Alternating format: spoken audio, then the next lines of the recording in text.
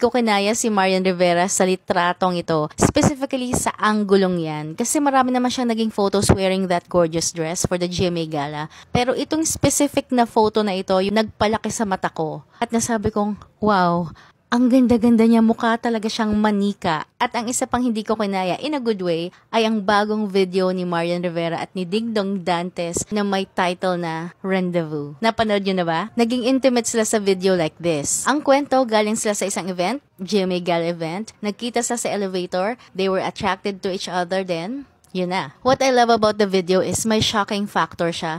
Pero in a way, hindi ka naman talaga masyashock kasi mag-asawa naman sila. At habang pinapanood mo ang video towards the end, mapapangiti ka na lang kasi it was well executed. Ang event sa video ay played backwards. Tama ba ang term na yun? Basta ganon, in reverse. At ang vibe nila ay parang mala Mr. and Mrs. Smith. Nung napanood ko yung video na to today, ang nasabi ko talaga is, yung media team ng mag-asawang ito, they know what they're doing.